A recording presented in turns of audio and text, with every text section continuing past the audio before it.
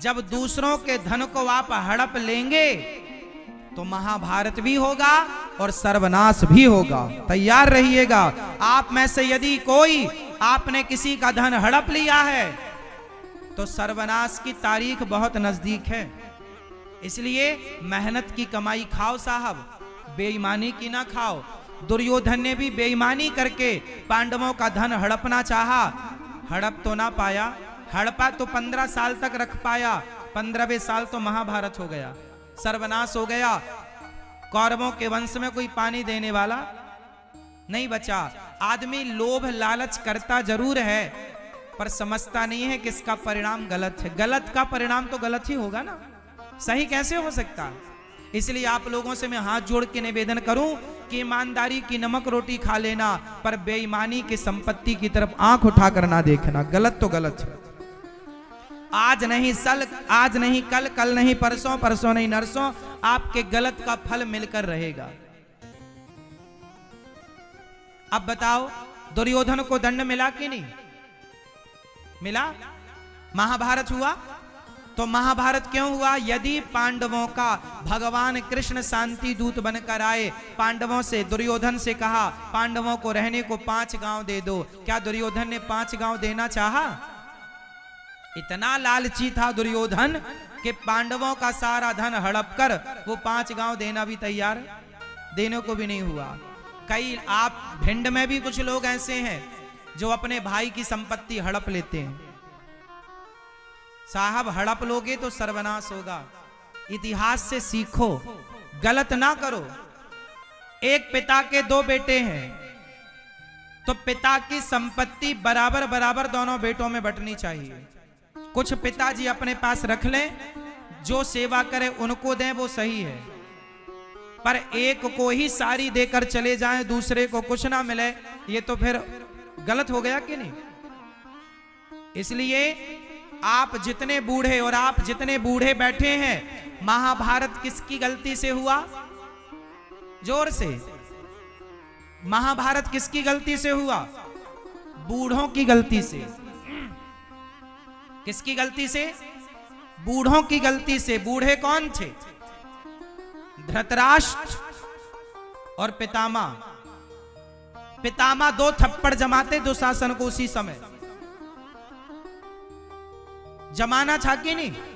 2 थप्पड़ जमाते दुशासन को और मार देते, तूने भरी सभा में बहू बेटी की लाज उतारी है, तुझे जीने का कोई अधिकार नहीं है। मार देते ना तो महाभारत ना होता। लेकिन ये बूढ़े लोग जब तमाशा देखते हैं तब महाभारत होता है।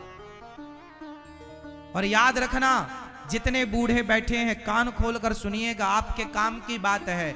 अपने जीते जी अपने बेटों का सही बंटवारा करके जाना। सही बंटवारा नहीं हुआ जिसके कारण महाभारत हुआ। सही बंटवारा हो गया होता पांडवों का कौरवों का तो महाभारत की स्थिति उत्पन्न ना होती। क्यों जी? सही बताओ, बंटवारा नहीं हुआ इसलिए महाभारत हुआ? बोलो हाँ या ना। तो आप लोग मरने के पहले बंटवारा करके मरना, पूरा पूरा। जिस बेटे का जो बनता है ठीक ठीक देना और फिर आराम से मरना, वरना तुम्हारे मरते ही तुम्हारी औलाद आपस में लड़के मर जाएगी। आज हमारे देश में जितना भी भाई भाई का झगड़ा है, कोर्ट कचहरी में जाकर देखो, 90% भाई भाई का झगड़ा है हमारे देश में। और ये सारा झगड़ा केवल पिता की गलती से है। बाप मर गया, सही बंटवारा नहीं किया। आप जितने बैठे हो आप तो समझ ही लेना, कर दिए बंटवारा कि नहीं? नहीं किए हो तो क्या मरने का इंतजार है? इसलिए कर दो और अच्छा बंटवारा करके जाओ बेटा। और सुनो, बंटवारा जब करो बच्चों का तो दोनों को बिठाओ, बड़े को बिठाओ, छोटे बेटे को बिठाओ। 4 बेटे हैं, चारों को बिठाओ और चारों की सहमति से, चारों की राजी मर्जी से बंटवारा करो। बेटा ये वाला खेत तुम्हारा, ये खेत तुम्हारा, ये प्लॉट तुम्हारा, ये घर तुम्हारा, ये सोना तुम्हारा। क्या चारों राजी हो? चारों भाइयों की राजी मर्जी का साइन ले लो पिताजी, ताकि तुम्हारे मरने के बाद वो आपस में लड़े ना, और तुम बंटवारा करके एक बात बोलना अपने बच्चों से कि बेटा हम मर जाएंगे, लेकिन तुम हमें वचन दो, चारों बेटों का, पांचों बेटों का हाथ अपने हाथ में रखवा कर एक वचन लेना। पिताजी जितने बाप बैठे हो कान खोलकर सुनना, काम आएगा। और जिनके बाप नहीं है और माँ जिंदा है तो माँ आप ध्यान देना, अपने बच्चों का तरीके से बंटवारा करो, और चारों, तीनों, 2 बेटे, जितने भी आपके बेटे हैं, 10 बेटे हैं, 20 बेटे, सबका हाथ पे हाथ रखो और हाथ पे हाथ रख के बोलो कि बेटा हमारे मरने के बाद भी तुम भाई भाई आपस में प्रेम से रहोगे, और तुम सारे भाई, तुम चारों भाई, तीनों भाई, दोनों भाई एक दूसरे के सुख दुख में कंधे से कंधा मिलाकर खड़े रहोगे, ये हमें वादा करो। क्योंकि आजकल ये होता है कि भाई भाई में पहले कहा सुनी हो जाती है और एक दूसरे के वो घर आना जाना बंद कर देते हैं। अब हम तुम्हारे घर नहीं आएंगे, तुम हमारे घर मत आना, हम तुम्हारी बेटी के ब्याह में नहीं आएंगे। अब बताओ, भतीजी का विवाह है और चाचा नहीं आए,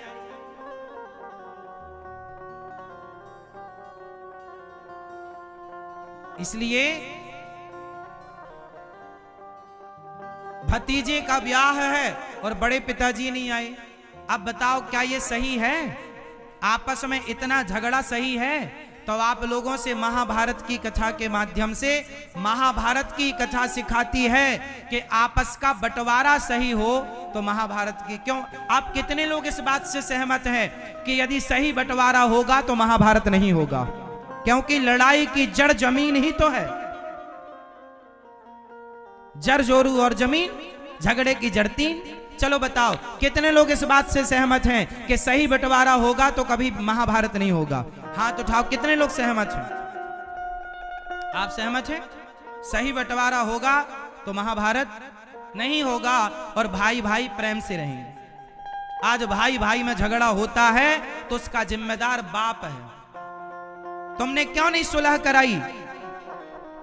महाभारत हुआ तो पितामह तुम क्यों चुपचाप बैठे तमाशा देखते रहे? क्यों नहीं तुमने खड़े होकर के द्रौपदी को उसी समय न्याय दिलाया? सही समय पर न्याय दिला दिया होता पितामह ने द्रौपदी को तो ये लाखों लोगों की हत्या ना होती महाभारत में, करोड़ों लोगों की हत्या ना होती महाभारत में।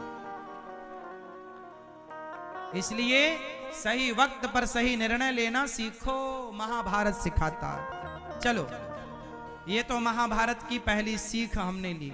अब महाभारत से दूसरा ज्ञान, दुर्योधन का परम मित्र कौन है?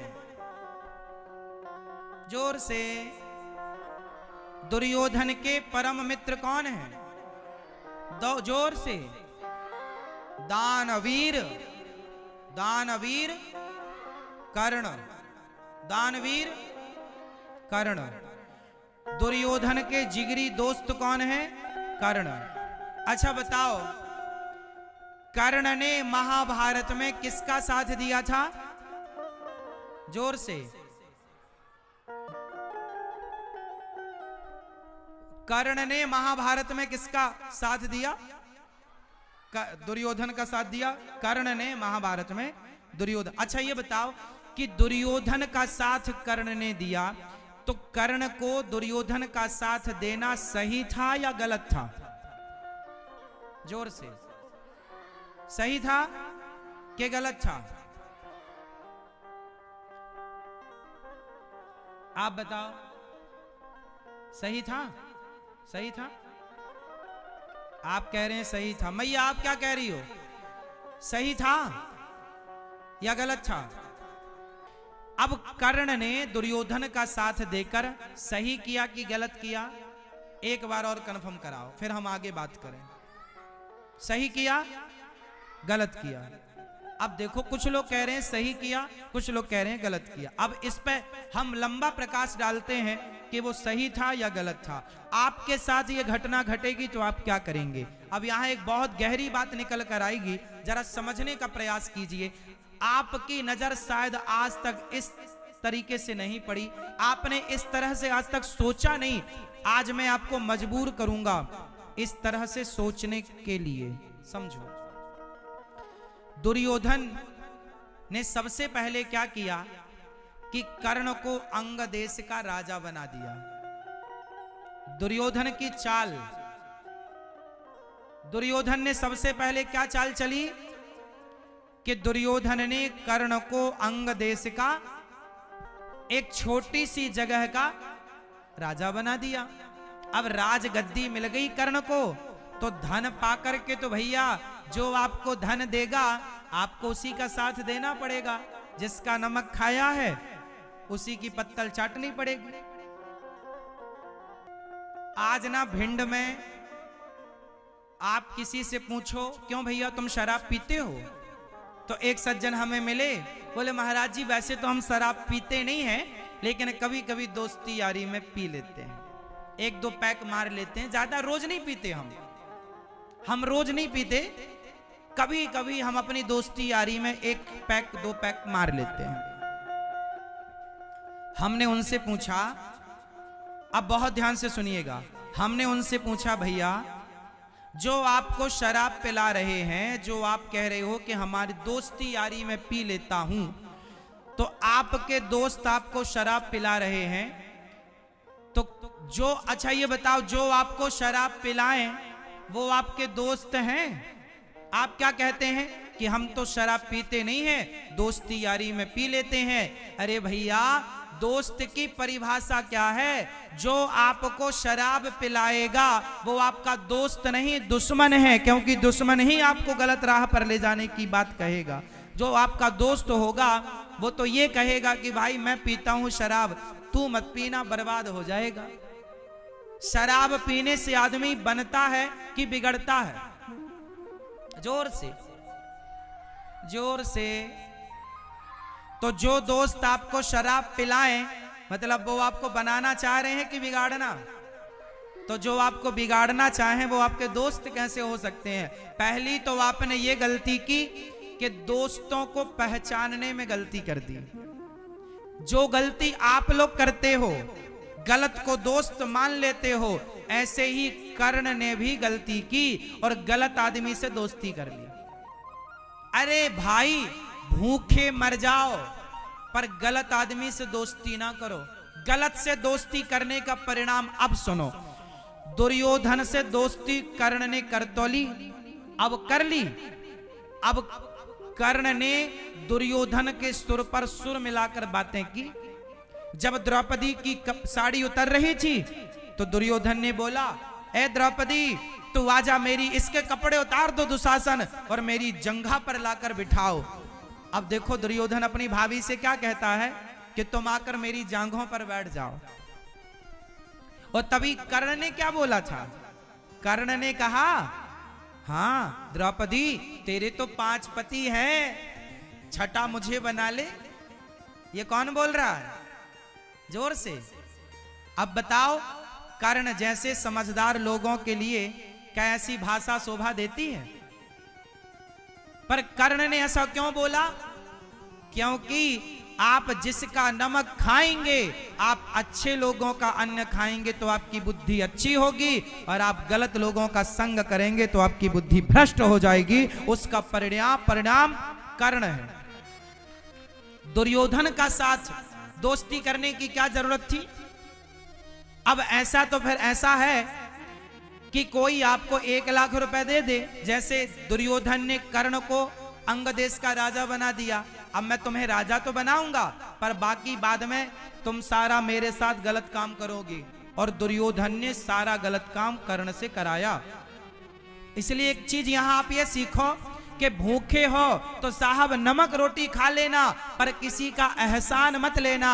गरीबी 4 दिनों की होती है, एहसान सारी जिंदगी का होता है। कर्ण एहसानों तले दब गए दुर्योधन के, और वो सारा एहसान चुकाने के लिए वो गलत बोलते गए, गलत करते गए, जबकि वो बहुत अच्छे हैं। लेकिन हीरा भी कांच के ढेर में जाकर गिर जाए तो हीरा भी कांच की कीमत पे जाता है, कांच जैसा ही हो जाता है। हीरा कांच की संगति कर ले तो वो कांच जैसा ही लगेगा। और किसी कांच के टुकड़े को हीरों के बीच में रख दो तो कांच भी हीरा जैसा चमकने लग जाएगा। देखने वाला ये कहेगा ये हीरा है, भले कांच है। और हीरा को कांचों के बीच में रख दो तो भले हीरा है, पर लोग ये कहेंगे कांच है। तो संगत से गुण आते हैं, संगत से गुण जाए, लोहा जड़ा जहाज में पानी में उतराए। आप अपने जीवन में संगति बढ़िया करना मेरे दोस्तों। भिंड वाले भक्तों, आपको बहुत ध्यान से समझना है। मैं दोबारा आऊं ना आऊं, लेकिन आपके पास आ गया हूं तो आपको वो सिखा कर जाऊंगा जो आज तक कोई यूनिवर्सिटी आपको ना सिखा पाई, जो कोई कॉलेज आपको ना सिखा पाया, जो कोई स्कूल आपको 12-15 साल में ना सिखा पाया, वो आपको 7 दिन में ये दास अनिरुद्ध आपको सिखाएगा। बस सीखने की जिज्ञासा रखना बस। तो किसी का एहसान मत लेना, वरना हालत तुम्हारी कर्ण की तरह हो जाएगी। याद रखना साहब, शेर तो शेर होता है, लेकिन यदि सर्कस में चला जाए तो शेर की जिंदगी कुत्तों से बदतर हो जाती है। यह बात सही है या गलत है? शेर तो शेर है, पर सर्कस में चला जाए तो शेर की जिंदगी कुत्तों जैसी हो जाती है, मालिक के टुकड़ों पर पलता है। इसलिए आप जंगल के शेर बनना, और जंगल का शेर वो है जो नमक रोटी खाए पर किसी के एहसानों तले ना दबे। क्योंकि आदमी आपको एहसानों तले दबाकर सारी जिंदगी आपका शोषण करता है, सारी जिंदगी आपको गुलाम बनाकर आपके साथ आपसे गलत कराता है। आपको करना पड़ेगा, क्योंकि आप एहसानों तले दबे हैं। इसलिए नमक रोटी खाना सीखो, और अपनी इच्छाएं इतनी मत रखना कि इच्छाओं के कारण तुम्हें गुलाम बनना पड़े। हमारा देश गुलाम क्यों बना? क्योंकि कुछ लोगों को अंग्रेजों ने लालच दे दिया कि हम तुम्हें राजा बना देंगे, फलानी जगह का फलानी जगह। अब क्या हुआ? झांसी की रानी का जो किला घेरा अंग्रेजों ने, तो झांसी के किले तक पहुंच जाना अंग्रेजों के बाप की ताकत तो थी नहीं। अंग्रेजों का साथ हमारे अपने कुछ सनातन हिंदुओं ने दिया था, हमारे अपने कुछ गद्दारों ने दिया था। यदि अंग्रेजों का साथ ना दिया होता, अंग्रेजों ने उन्हें लालच दे दिया कि हम तुम्हें राजा बनाएंगे, खजाना लुटाएंगे तुम पर, ये करेंगे वो करेंगे, और कुछ लालची आ गए लालच पर, और झांसी के किला को अंग्रेजों ने घेर लिया। झांसी की रानी घोड़े पर चढ़कर भागी वहां से जंगल की तरफ, गोली लग गई। बाद में वो अग्नि में उन्होंने अपने आप को जला लिया। खूब लड़ी मर्दानी वो तो झांसी वाली रानी थी, खूब लड़ी मर्दानी। हाँ, जब झांसी की रानी लड़ रही थी तो क्या लिखा है? खूब लड़ी मर्दानी, मर्दों की तरह लड़ रही थी एक महिला। तो सवाल खड़ा होता है कि जब एक महिला मर्दों की तरह लड़ रही थी तो उस समय के मर्द क्या कर रहे थे? उस समय के मर्द कहां थे? उस समय के मर्द अंग्रेजों की तलवे चाट रहे थे।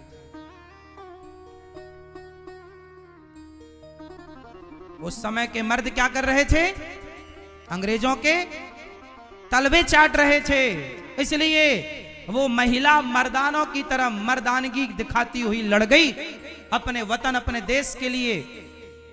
और मर्दों को तलवे चाटने की आदत कुछ लोगों को, मतलब जो चाटे उनकी बात कर रहा हूं, सबकी नहीं। जो अंग्रेजों के तलवे चाटे हैं उनकी बात कर रहा हूं। कुछ लोग अंग्रेजों के तलवे चाटते रहे और वो अकेली महिला लड़ती रही। काश हम सनातनियों ने संगठित होकर के, यदि संगठित रह करके लड़कर एक होकर के लड़े होते तो ना तुम्हारे देश में मुगल आते, ना तुम्हारे देश में अंग्रेज आते। लेकिन बात यह है ना कि आपको लालच ने गुलाम बना दिया, जैसे जैसे जैसे कर्ण के लालच ने दुर्योधन का गुलाम बना दिया, ऐसे आपके लालच ने आपको अंग्रेजों का और मुगलों का गुलाम बना दिया। इसलिए जीवन से लालच का त्याग कर दो कि कोई करोड़ों देगा तो भी अपने धर्म और अपने स्वाभिमान को नहीं बेचेंगे। स्वधर्मे निधनम श्रेय पर धर्मो भयावह। अपने धर्म में रहकर मर जाएंगे, नमक रोटी खा के मर जाएंगे, परंतु जंगल का शेर, शेर जंगल में भूखा मर जाए पर वो शेर रहेगा, और सर्कस में शेर कुत्तों की तरह मरता है। तो आप कहां के शेर बनना पसंद करोगे, जंगल का या सर्कस का? जोर से। जंगल के शेर बनना, किसी के टुकड़ों पर मत पलना, किसी के, जोर से, किसी के टुकड़ों पर मत पलना। और एक बात और कह दूं यहां पर, किसी के टुकड़ों पर मत पलना, बाप के टुकड़ों पर भी मत पलना। आप अपने आप को इतना श्रेष्ठ बनाओ, इतना काबिल बनाओ, इतना योग्य बनाओ, इतना टैलेंटेड बनाओ, इतना कामयाब बनाओ अपने आप को कि आपको पिता से कुछ लेना ना पड़े, बल्कि आप लाकर सब पिता के चरणों में रख दें, पिताजी ये रहा। पिता के टुकड़ों पर भी क्यों पलना है तुम्हें? पिताजी ये धन दे दो, पिताजी वो खेत दे दो, पिताजी ये दे दो ना। आप इतने कामयाब हो जाओ कि आप अपने बल से सारा अपना खर्चा करो, अपने बल से अपने बच्चों को पढ़ाओ लिखाओ, पिता से मांगने की जरूरत ना पड़े।